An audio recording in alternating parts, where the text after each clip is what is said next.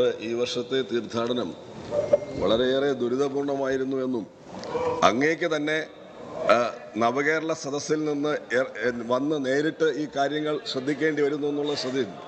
Sir, ചരിത്രത്തിലാദ്യമായി അയ്യപ്പ ഭക്തന്മാർ ശബരിമലയിലേക്ക് പോകാൻ മാലയിട്ടിട്ട് പന്തളം ശ്രീധർമ്മ ശാസ്താ ക്ഷേത്രത്തിന് മുന്നിൽ വന്ന് മാലയൂരേണ്ടുന്ന അവസ്ഥ വരെ ഈ വർഷം ഉണ്ടായിട്ടുണ്ട്.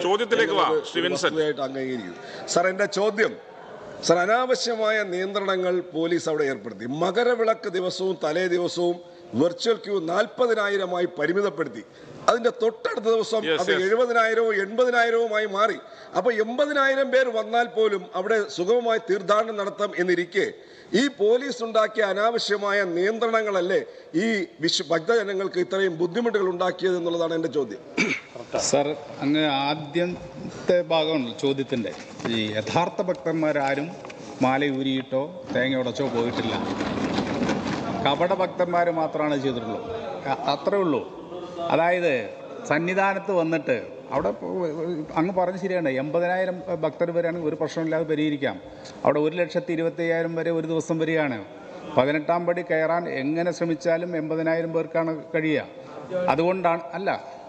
അതുകൊണ്ടാണ് അവിടുത്തെ സൗകര്യം വർദ്ധിപ്പിക്കാൻ വേണ്ടിയാണ് അവിടുത്തെ തന്ത്രിയുമായിട്ടും അതുപോലെ തന്നെ മേൽശാന്തിയായിട്ട് ചർച്ച ചെയ്ത് അവിടെ ദർശന സമയം വർദ്ധിപ്പിക്കാൻ തീരുമാനിച്ചത്. കാലത്ത് 3 മുതൽ 1 മണി വരെയാണ് അവിടെ കാലത്തെ പൂജ. അത് കഴിഞ്ഞാൽ 4 മണി കഴിഞ്ഞ് രാത്രി 11 മണി വരെ. ആ 11 മണി വരെ പൂജ നടത്തിയാലും പിന്നെയും ഭക്തർക്ക് കയറാൻ കഴിയുന്നില്ല, ദർശനം നടത്താൻ കഴിയുന്നില്ല. അതുകൊണ്ടാണ് കാലത്ത് എന്നുള്ളത് കുറച്ചുകൂടി 1:30 വരെ നീട്ടാൻ വേണ്ടി തീരുമാനിച്ചത്. അതുപോലെ 3 മണിക്ക് എന്നുള്ളത് 4 മണി തൊട്ട് 11:30 വരെ നീട്ടുകയും ചെയ്തു. അങ്ങനെ 2 മണിക്കൂർ കൂടി അധികം എടുത്തുകൊണ്ടാണ് അധികം വന്ന ഭക്തരെ കയറ്റാൻ വേണ്ടിയുള്ള നടപടി സ്വീകരിച്ചത്. അപ്പോൾ സന്നിധാനത്ത് വരെ എത്തിയതിന് ശേഷം അവിടെ തിരുമടിക്കെട്ടുമായി വന്നതിന് ശേഷം അവിടുന്ന് തിരിച്ചു പോരുന്ന 2-3 ആളുകളെ എടുത്ത് അതിൻ്റെ പ്രചരണം വല്ലാതെ കൊടുക്കുകയാണ്. 2-3 ആളുകൾക്ക് ഉണ്ടാകുന്ന അസൗകര്യമാണോ? 10,000-കണക്കിന് ആളുകൾ ഭക്തർ അവിടെ വർഷങ്ങളായി 2-3 ദിവസമൊക്കെ നിന്ന് ദർശനം നടത്തി പോയിട്ടുണ്ട്. ഒരു കുഴപ്പമുണ്ടാക്കില്ല. പക്ഷേ ഇപ്പോൾ ബോധപൂർവം കുഴപ്പമുണ്ടാക്കാൻ വേണ്ടിയുള്ള ഒരു ശ്രമം അവിടെ നടന്നിട്ടുണ്ടെന്നുള്ളത് യാഥാർത്ഥ്യമാണ്. പോലീസ് നല്ലപോലെ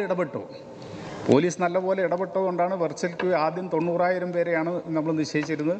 പിന്നീട് അത് 80,000-ആയിട്ട് ചുരുക്കി. വെർച്വൽ ക്യൂ നടത്തിയ സമയത്ത് തന്നെ സ്പോട്ട് രജിസ്ട്രേഷൻ ഉണ്ടായിരുന്നു. സ്പോട്ട് രജിസ്ട്രേഷൻ കൂടാതെ ഭക്തർ സ്വമേധയെ പല വഴികളിലൂടെ വരുന്ന സ്ഥിതിയുണ്ടായി. അങ്ങനെയാണ് നിയന്ത്രണ വിധേയമല്ലാത്ത രീതിയിലേക്ക് ഭക്തജന തിരക്കുണ്ടായത്. അത് നിയന്ത്രിക്കാൻ വേണ്ടി പോലീസ് കുറച്ച് ഇടപെടേണ്ടി വരും. അങ്ങനെ ഇടപെട്ടില്ലായിരുന്നെങ്കിൽ ഉണ്ടാകുന്ന പ്രയാസം വേറെയാണ്. നമുക്ക് പുൽമേടിൻ്റെ അനുഭവമുണ്ട്, അതുപോലെ പമ്പയിലെ അനുഭവമുണ്ട്. ആ അനുഭവം ഉണ്ടാകാതിരിക്കാൻ വേണ്ടി പോലീസിൻ്റെ ഭാഗത്തുനിന്നും കുറച്ച് മുൻകരുതൽ എടുത്തിട്ടുണ്ട് എന്നുള്ളത് യാഥാർത്ഥ്യമാണ്. അത് ശരിയായിരുന്നു എന്നുള്ള അഭിപ്രായമാണ് ഗവൺമെൻറ്റിന്.